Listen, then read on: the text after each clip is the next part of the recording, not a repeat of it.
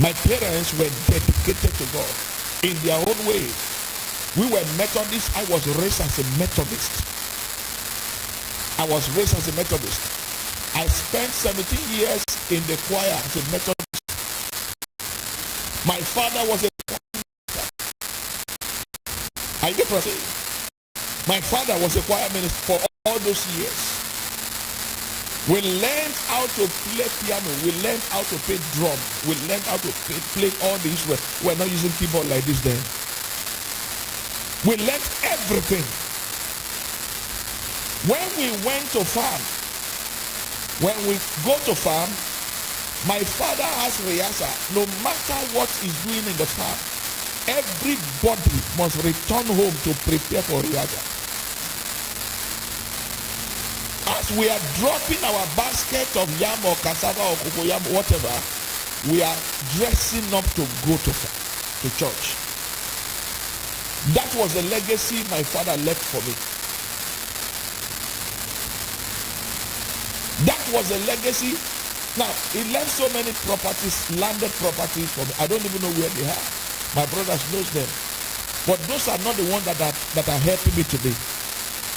I have not been able to sell one land from my father's land. Are you get what I'm saying? To become who I am today. But the thing he gave, the path he led me, the path of kingdom service. My father left an inheritance for me, the inheritance of kingdom giving. Kingdom giving. He was a poor man, but he was very rich in liberality to God. I have never seen what my father cannot give to God. Are you get what I'm saying? I have never seen what he could not give to God. My father left for me the legacy and the inheritance of loyalty.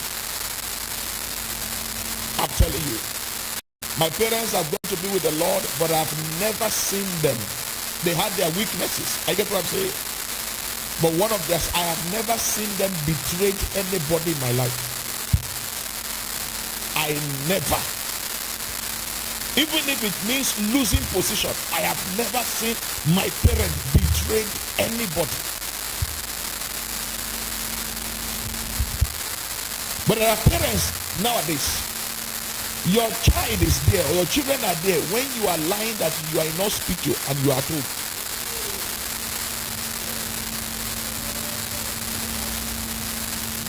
You are calling somebody, say, I am on my way, I'm almost here, and they know that you have not taken your bath.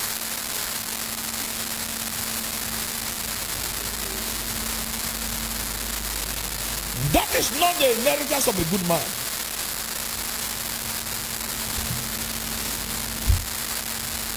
I used to wonder what kind of a person was my father. The best, in those days we didn't know anything. The best plantain in my father's harvest, the moment he sees the plantain, he said, this one is meant for him. When he cut it, the best, I'm saying it with all sense of responsibility, the best, he will carry it and he will tell us, take it to Reverend. Take it to Reverend. We will be complaining and be murmuring that this man will just sit down in the monastery and be eating, and we'll be murmuring. But we carry the best plantain, the best banana, the best basket of yam to the monastery. I said, go and give it to Reverend. And I also watched him and said, what kind of a man is this?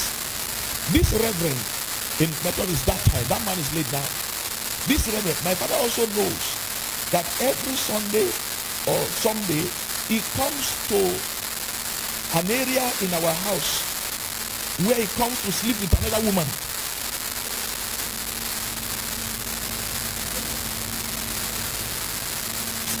And I'm serious. But I'm telling you what I learned from my father that has helped me. He knows that this man has concubine. But you know what? He never discussed it. He never criticized him. He never discussed it with anybody. I know my father. He never said anything And yet, knowing all this, he will still carry the best of his farm produce to honor him. That was what I learned from my parents. The Bible says a good father, a good man, leaves an inheritance for his children. That inheritance is not in the money in your bank. It's not in the property you purchased. The inheritance you leave for your children is the inheritance of the fear of the Lord.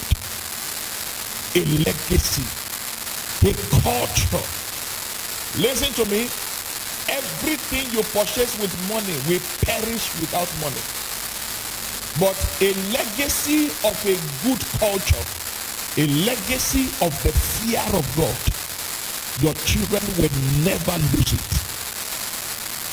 What your children will pass to their children as a legacy from you is going to be the value they learned from you, the culture of integrity, the culture of honor, the culture of loyalty, the culture of the fear of God, the culture of kingdom service that they learned from you is what they will pass to their children. When the Bible is talking about the inheritance of a good man, it's not talking about money. He's not talking about properties. He's not talking about political position. He's talking about you transfer to your children by the life you live. By the life you live. As I'm talking, many of us should be asking ourselves, how many of us wish to pass this kind of life I am living to my children? How many? These are the questions that should bother us. That if I am to pass, and listen to me, whatever you do, you are passing it indirectly or directly to the generation coming. It's important that you understand. You know what they call generational pattern? How many of you know what they call generational pattern? Now, generational pattern is the culture or the attitude or the behavioral pattern of the parents, our forefathers.